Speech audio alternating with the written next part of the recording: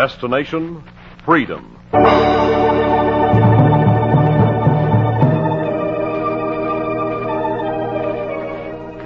Destination, freedom. Dramatizations of the great democratic traditions of the Negro people is brought to you by station WMAQ as a part of the pageant of history and of America's own Destination, freedom.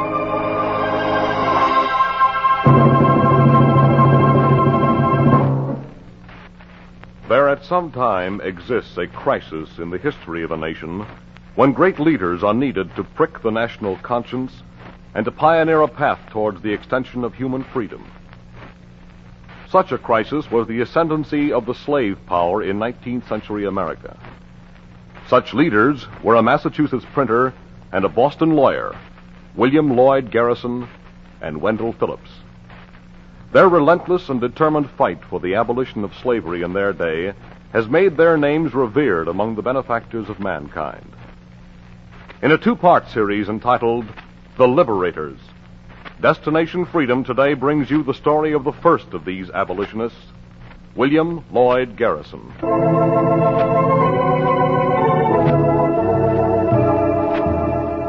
Boston, Massachusetts, Wednesday afternoon, October 21st, 1835. I was working in my law offices on Church Street.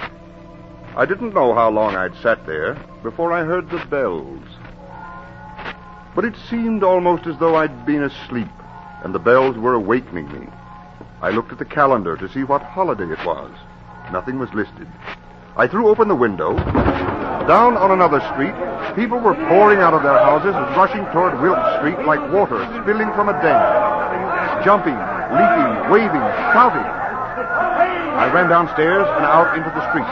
They swept me on like a tide until I found myself in front of a carpenter's shop where the crowd had stopped. Hey, look up there. There he is. I looked up. Got him. On the second floor of the shop, they were holding a man, a single man.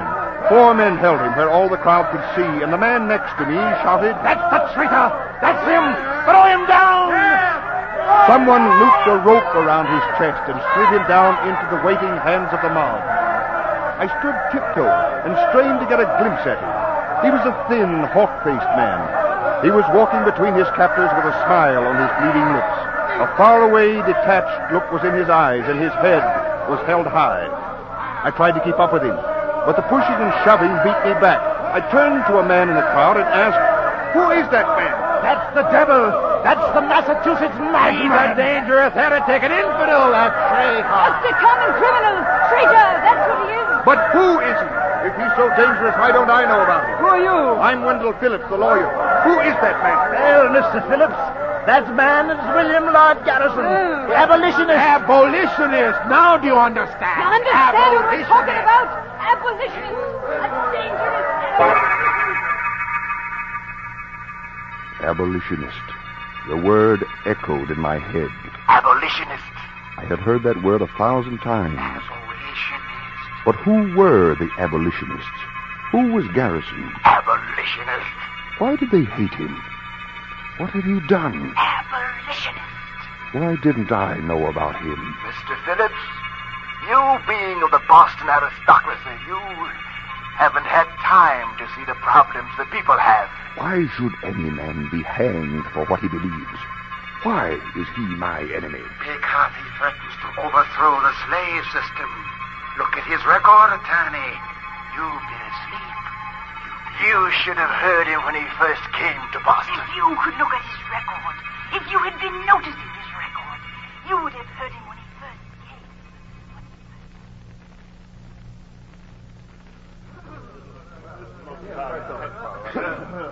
Gentlemen, I came to Boston for only one purpose. That is to establish a newspaper which will champion the cause of liberty for What the the voices slaves. said were true. I shall I carry out had these been asleep. plans, even His if it record means was every open. man If I had who noticed knows or looked from into my it, I would have found that as far as Boston was concerned, it began 5 years ago, October 11th, 1830. 2 printers had come into Boston to establish a newspaper. One, this same William Lloyd Garrison, was explaining his aims to a small gathering in the home of the I liberal believe Colonel that Joseph Boston may May, become the center Boston merchant. of the abolition movement. And gentlemen, this may be the beginning of a new era in American democracy. Young man, you'll pardon some of my guests for being skeptical of your chances of bringing about the end of slavery with a weekly newspaper. If you're so sincere in your efforts to eliminate slavery, why didn't you go to Washington to set up this newspaper? Washington, as you know, is the center of the government. Washington may be the center of the government, but Boston is the center of opinion. And I believe there is more need to preach the gospel of freedom here than any section where slavery exists. To speak frankly, Garrison, there is more prejudice, apathy, and interest who profit from slaveholding here in Boston than anywhere in Washington. Boston, believe me, punishes agitators much more severely. Quite. Have you thought of that, young man? Have you thought of that? I have. To bring equality to Negroes in this country, it is true, a few white victims must be sacrificed to open the eyes of this nation and to show the tyranny of our law. I expect and am willing to be persecuted, imprisoned, and bound for advocating African rights. And I should deserve to be a slave if I shrunk from that duty or that danger. Are there any other questions? Yes, well, thanks for coming, young man.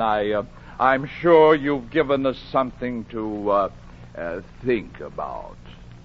There was a chill in the room, for every northerner there, with the exception of the host, owned slaves or made a profit from the traffic.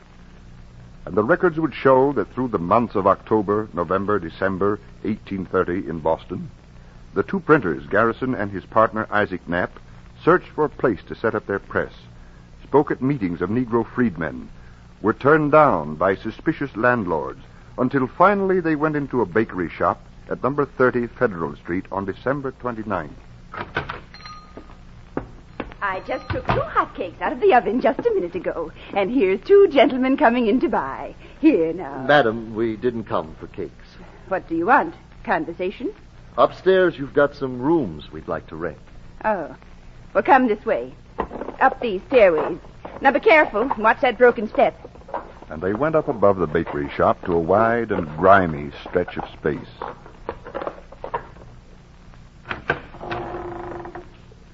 Well, is this what you want? It's truly an awful-looking place, William. How much does it rent for? 10 shillings a week. And it's quite an amount. Take it or leave it. We'll take it. I'll take the rent in advance. Well, you men know a bargain when you see one. Now, you'll find me a woman who always minds her own business, no one else's. And if there's any secrets you've got, they're safe with me. We keep no secrets, madam. Then tell me what you intend to use this place for. We'd rather wait until we're established before we tell that, madam. Some people might object. Oh, I see. Well, give me your names. I'll have to put them downstairs on the doorway. Madam, we'll give you our names, but until we're ready to begin working, we'd rather it not be put on the doorway. Well, in case you receive any mail, you know. We don't think we'll be getting any mail for some time, madam. No one knows we're here yet. But the record shows that already someone knew the names and addresses of the pair, and the next morning the landlady was terrified at their mail. Mister. What is it? She's trembling like a leaf. I was opening up shop when 4 men walked in. Asked about the new tenant. Who knows we're here? They told me to give you this noose and this message. The other end of this noose is in the hands of slaveholders. With each word against slavery you print, we shall tighten it.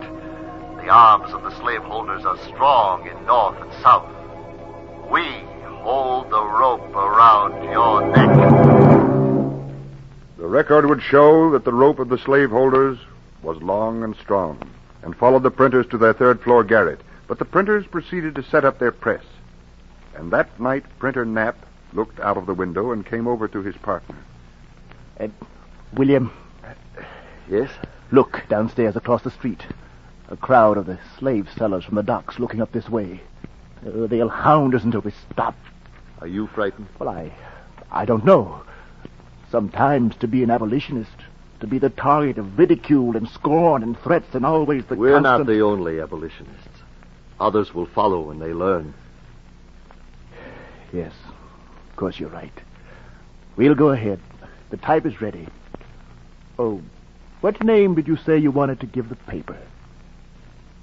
Looking downstairs at those slaveholders, I can think of only one title.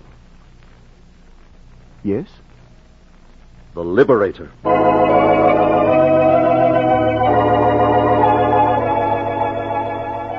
And the record would show that the Liberator first came off the press in Boston, January 1st, 1831, printed on borrowed type in a dingy room, with the beds of the editors on the floor beside the press. They lived on bread and milk and fruitcakes from the bakery below.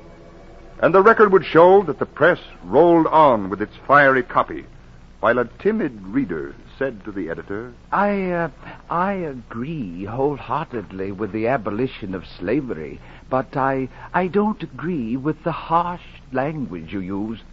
If you moderate your tones, you'd convert more to your cause. Yes. And the Liberator's answer, February 12th, 1831. To speak in mild language about atrocious crimes is to commit treason. On the subject of slavery, I do not wish to think or speak or write with moderation. No. Tell a man whose house is on fire to give a moderate alarm. Tell him to moderately rescue his wife from the hands of the ravisher. Tell the mother to gradually extricate her babe from the fire into which it has fallen. But tell me not to use moderation in a cause like the present. I am in earnest. I will not equivocate. I will not excuse. I will not retreat a single inch. And I will be heard. And the record would show that even his host read his words and said, My friend, try to moderate your indignation and keep very cool. Why, you're all on fire. Brother May, I have need to be all on fire, for I have mountains of ice to melt all around me. Established institutions are not overthrown by mild pleading. There is not an instance in the history of the world where gradualism and mildness ever brought freedom to anybody. I speak in tones of thunder because those I wish to awaken are in a deep, deep sleep. Oh, of course you're right. Through February, March, April, the press thundered on and awakened the powerful shipbuilders and owners who dealt in the slave traffic. They came to the governor of Massachusetts, the record shows, May 12th, 1831. Now, gentlemen, I'm surprised, gentlemen. Letting a little 2x4 publication like this upset you. This paper has been sent all across the country, even to England. Slaves and poor whites in the South are reading it. This madman Garrison is deliberately trying to incite rebellion. And you must find ways to put it down, Governor. Of course, gentlemen. When the time comes, I won't hesitate. But why give this fanatic so much attention? I've had his so-called publication investigated. Why, he hardly prints 1,000 copies. And do you know where his main support comes from? Where? From 3 Negroes who've settled in Boston. They pay for his printing. You men see to it that they don't have so many jobs that they can afford to support this garrison. Believe me, gentlemen, you have nothing to worry about from the Liberator. Take my word for it. Boston stockholders in the slave estates took the words of the governor. But the record shows that citizens in adjacent states and on plantations were taking the words of the Liberator. And the printer thundered. I have relinquished the expectation that slaveholders will ever, by moral persuasion, consent to emancipate their victims. From the time that Pharaoh and his hosts were drowned in the Red Sea, down to the present day, they have persisted in their evil course until sudden destruction came upon them, or they were compelled to surrender their ill-gotten power in some other manner.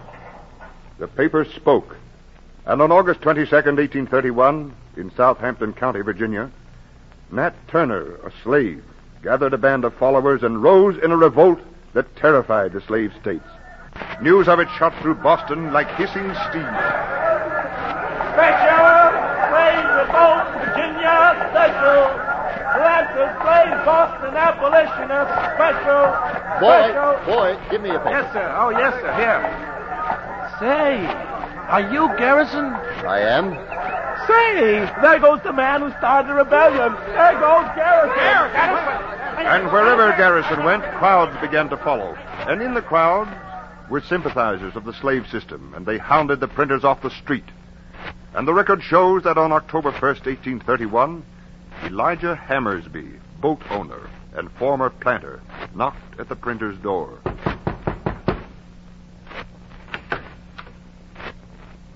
Garrison, I came here to warn you that the law-abiding citizens of Boston are sick and tired of harboring a maniac who screams for immediate and unconditional freeing of the slaves. I've been told that before. Slavery is wrong. No, I've been told before that slavery is wrong. That's not the issue, man. A great portion of the business of the North as well as the South is based on free slave labor. When you attack slavery, you're attacking private property, and we don't... That, too, I've been told. Well, this you haven't. None of your businessmen in the North or slaveholders in the South can afford to sit back and let you succeed in overthrowing slavery. What will you do about it? We don't intend to allow you to go on, sir. We will put you down by fair means if possible, by foul if necessary, beginning from this day. Beginning from that day, the noose with the long rope began to get tighter about the necks of the two printers. And the press rolled on, and the converts came in. Give me 30 papers today, Mr. Garrison. What do you do with them all, Miss Finley? Oh, I carry them about like little seeds. Whenever I see soil fertile enough, I plant one of your papers. It's surprising how many friends of freedom can grow from just one issue of the Liberator. I'll take these out and plant them among the people. And as the noose tightened, the seeds set off by the Liberator began to sprout, to spread with the wind, to reach southern cities and slave plantations. The records show the governor of Georgia cried out, "The Senate and House of Representatives of Georgia have appropriated $5,000 to be paid by the governor to anyone who shall arrest, bring to trial, and prosecute to conviction the editor or publisher of a certain newspaper called the Liberator, published in the town of Boston." November 30th, 1831, a retort from South Carolina. If the people of Massachusetts permit fanatics to arouse the good, peaceful citizens against the institution of slavery, we should be justified in invading that territory to silence that people. And on the night of December 3rd, a group of men knocked at the door of one John Lamb, white farmer of Georgia. Oh, well, good evening, Mr. Postman. Never expected to see you delivering mail this time of night. I didn't come to deliver mail, John. Huh? Came to pick up something I brought for you. What's that? The Liberator, that abolitionist paper. But... Did you find it, fellas? Just what I thought. What did I tell you? No, see here. You know it's against the law to read Lloyd Garrison's sheet. But I didn't mean You subscribe to it and don't deny it. Listen. Boys, I think you'd better take him out for crowd. A man with such thoughts in his head's dangerous. Listen to me. Our friends in the North will get Garrison. John Lamb was tarred and feathered and set afire. The next weekend, governors of 6 slave states, seeing the paper and pamphlets of Garrison mysteriously appearing in their mailboxes, made a proposal.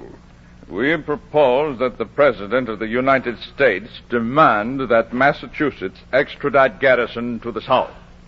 And the people of the South must offer an adequate reward for any person who will deliver the said Garrison into the hands of the authorities of any state south of the Potomac, dead or alive. But the Liberator cried back, "Know this, those who seek to kidnap me, that we despise your threats as much as we deplore your infatuation. Nay, more, know that 100 men stand ready to fill our place as soon as it is made vacant by violence.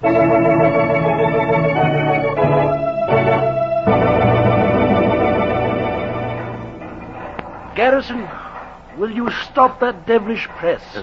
Did you say something, sir? I said stop that devilish press so you can hear me. Isaac, Aye. ease her down. All right, Chief. Now, listen to me. Every state in the South is demanding that I, as governor of Massachusetts, stop your newspapers from going across the state borders. Now, how long do you intend running this sheet? As long as there's a single slave in these United States, Governor. Then indeed there's no help for you. Did you come here to help me? I came here to tell you that I will no longer be responsible for what steps outraged citizens of this state feel necessary to take to safeguard their investments. Is this a threat, Governor? It's more than a threat. Unless you keep that press still, it's a death sentence. Do you understand it? Very well. Isaac. Yes? Start the presses. It was reported that the Liberator came out again, January 5th, 1832, and anti-slavery sentiment had grown deeper. Abolitionists flocked to the printer's garret like pilgrims to a shrine. All day, January 5th, 1832, crowds hurled rocks at the garret and defied the printers to come out. And at night, a knock came that was to bring them out and keep them out. Garrison, wake up. Ooh, where is my pistol? What is it? The devils have come back for us. Listen. I'll look out the window, see who's down there. Keep away from that window. Shh, let me see. There's only a woman down there. I'll go down, let her in. Be careful.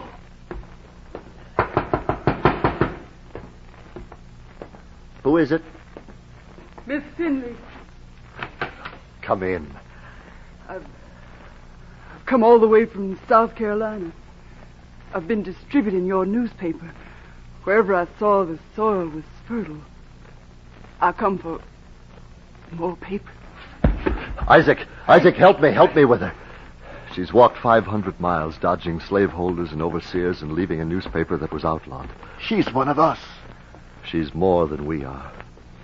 Isaac, some of those we've recruited into the fight have gone ahead of us. It's time we got out and caught up with them. But we print the paper. What else can we do? The printed word is not the most persuasive way of bringing out the truth. I'm going out to speak to the people. They'll knock your head off. Perhaps. But they'll hear me first.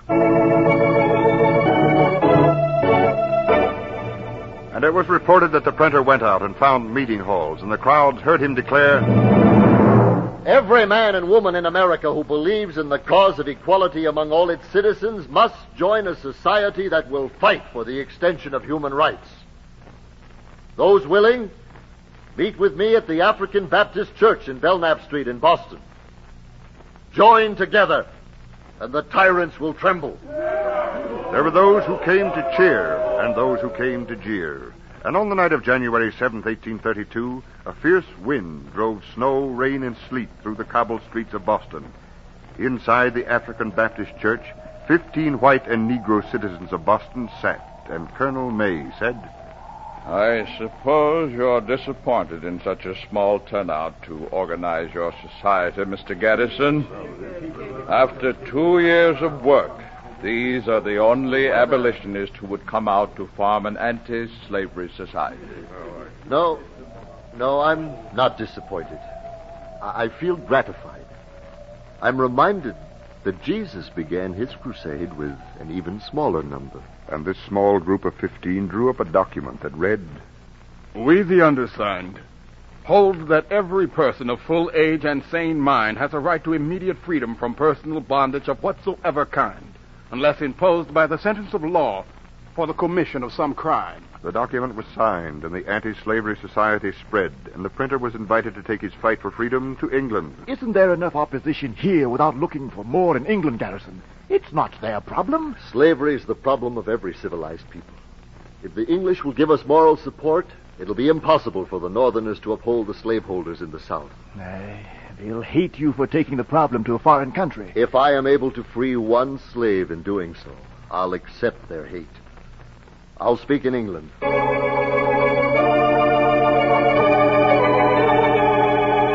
In England, he organized an anti-slavery society, and his strong, true words won much sympathy. I came to ask your moral support in fighting for the abolition of slavery because my native land professes to be the land of the free and the asylum of the oppressed, but falsifies those professions and shamelessly plays the tyrant. I accuse her of suffering a large portion of her population to be lacerated, starved, and plundered without law and without justification, at the will of petty tyrants. I accuse her of legalizing on an enormous scale licentiousness, fraud, cruelty, and murder. The words echoed back across the ocean and were picked up by slaveholders and those who had invested heavily in the traffic. Crowds gathered around newsstands in Boston, and speakers picked up the cry, "You read what that Garrison is telling the Englishmen? Asking for them to come over and interfere with our private affairs. What do you do with a man like that? You hang him! Hang him! He's a traitor! All the abolitionists are traitors! What shall we do with him when he sets foot on these grounds?" And it is reported that on October 21st, 1835, when the abolitionist returned to his hometown and entered his print shop... Garrison, what are you doing here? I'm back from England, man. Aren't you going to welcome me?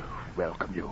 Don't you know crowds are going up and down the streets looking for you? Didn't I tell you not to come back? I wrote you. I got your letter. Then why didn't you stay? Because this is my home. And this is my fight. I had an engagement to speak tonight. You forget that engagement. Get out of town. The only people in that hall are those who hate you most. Good. Those are the ones who should hear me. And it was reported that he went to the crowded hall and edged his way through the crowd, stood upon the platform as brick and stone crashed around him and called out, "Traitor! Traitor! There's the traitor!" Listen to me. Listen. Am I a traitor because of what I said in England? Friends, I speak the truth, painful, humiliating, and terrible as it seems to you. It is because of my affection for my country that I do not parley with her crimes.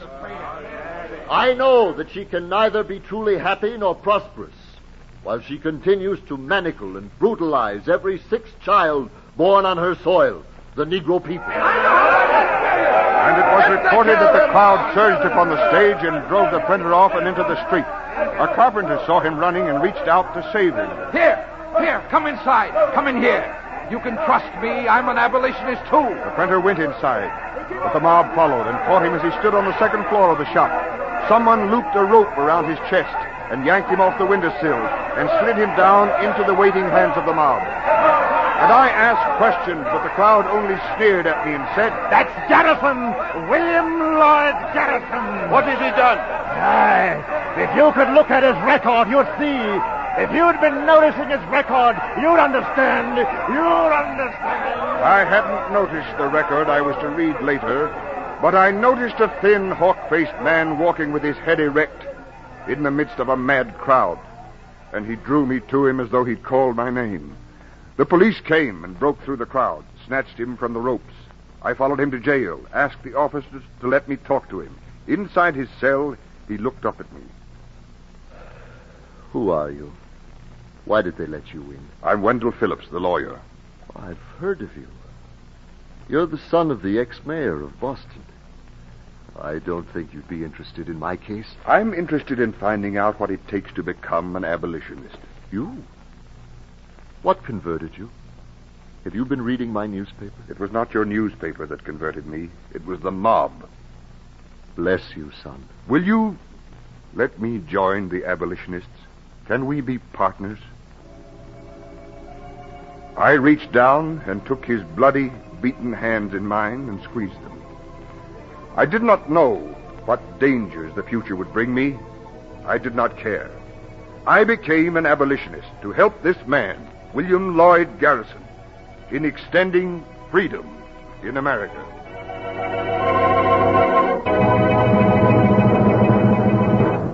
You have just heard the first chapter of a 2-chapter series on the great abolitionists William Lloyd Garrison and Wendell Phillips. Next week, we bring you the final chapter of The Liberator. Destination Freedom is written by Richard Durham, produced by Homer Heck, and directed by Dick Lochran.